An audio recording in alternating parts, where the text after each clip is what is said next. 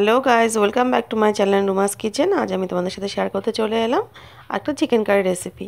তো চলো আমার সাথে থাকো, রেসিপিটা দেখতে থাকো কীভাবে বানাচ্ছি আমি এটা।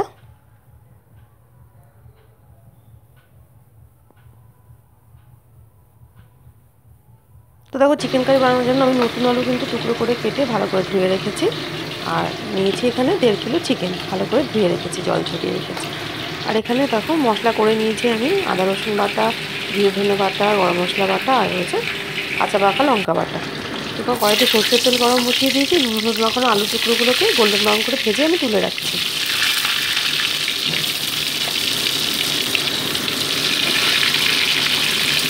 উইন্টার সিজনে নতুন আলু দিয়ে চিকেন রান্না করে, চিকেন বা মাটন যেটাই রান্না করো না কেন, খুব ভালো লাগে খেতে।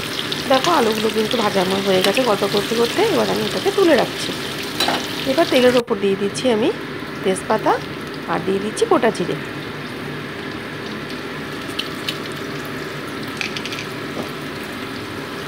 জিরেটা হালকা ভাজা হতেই এর মধ্যে আমি অ্যাড করে দেবো কুচিয়ে রাখা পেঁয়াজ।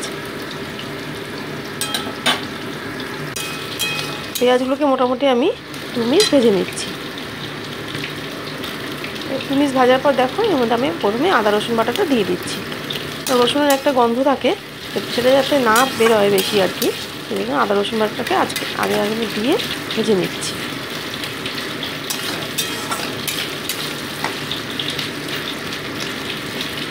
দেখো আদা রসুন বাটাটা কিন্তু ভাজা হয়ে গেছে, মোটামুটি 2 মিনিট থেকে ভেজে নিয়েছিলাম।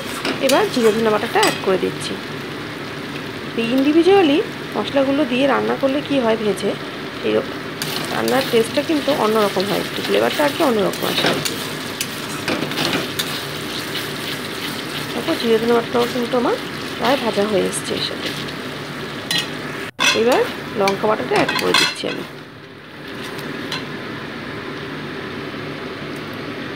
সম্পূর্ণ মশলাটাই কিন্তু আমি শিলেপাটা বেটে করেছি। লঙ্কাটাকে মোটামুটি মশলার সাথে 2 মিনিট আমি ভেজে নিচ্ছি। এবার অ্যাড করে দিচ্ছি আমি এর মধ্যে পরিমাণ মতো হলুদ, আর অ্যাড করে দিচ্ছি পরিমাণ মতো নুন, আর সামান্য একটু চিনি কিন্তু আমি অ্যাড করেছিলাম, সেটা তোমাদেরকে দেখাতে পারিনি আমি। মোটামুটি এটাকে 2 মিনিট ভালো করে কষিয়ে নিই।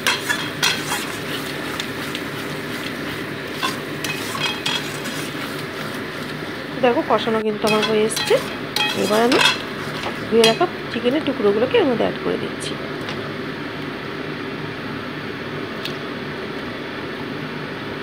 উইন্টার সিজনে এই চিকেন কষা বা চিকেন কারি দারুণ লাগে খেতে, আর সেটা যদি হয় বাটা মশলায় রান্না।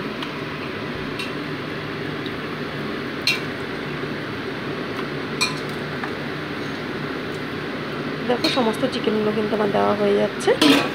এবার আমি টমেটোর টুকরোটাও অ্যাড করে দিচ্ছি এর মধ্যে, দিয়ে মোটামুটি হালকা নিয়ে নিচ্ছি এবং এটাকে 10 মিনিট আমি ভালো করে কষিয়ে নিচ্ছি।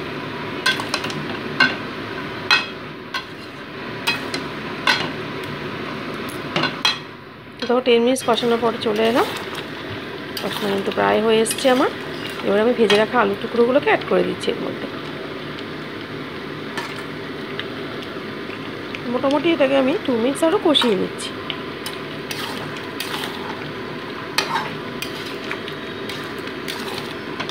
নতুন আলু দিয়ে চিকেন কারি হোক, মাটন কারি হোক, কিংবা এগ কারি হোক, খুব ভালো লাগে খেতে এই উইন্টার সিজনে।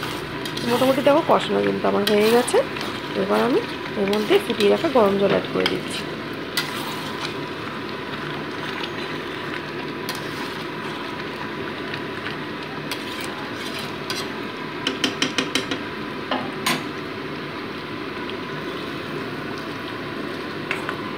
ভালো মতো ঝোলের সাথে মাংসটাকে মিশিয়ে নিচ্ছি।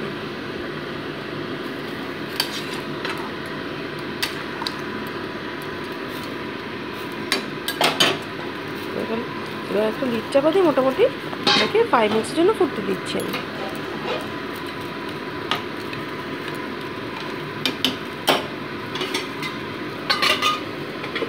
মোটামুটি 5 মিনিট পর ফিরে এলাম। দেখো আলুটাও কিন্তু সেদ্ধ হয়ে গেছে আমার। তো এবার আমি বেটে রাখা গরম মশলাটা এর মধ্যে অ্যাড করে দেবো।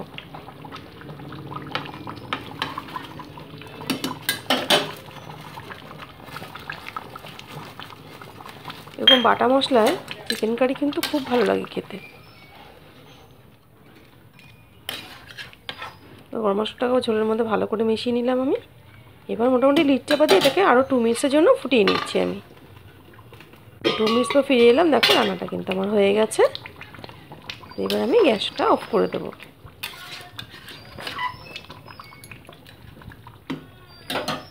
তৈরি হয়ে গেল আমার চিকেন কারি। সম্পূর্ণ রেসিপিটা তোমাদের কেমন লাগলো আমাকে কিন্তু কমেন্ট বক্সে অবশ্যই জানিও, আর অবশ্যই তোমরা এভাবে ট্রাই করো। আশা করছি তোমাদের ভালোই লাগবে।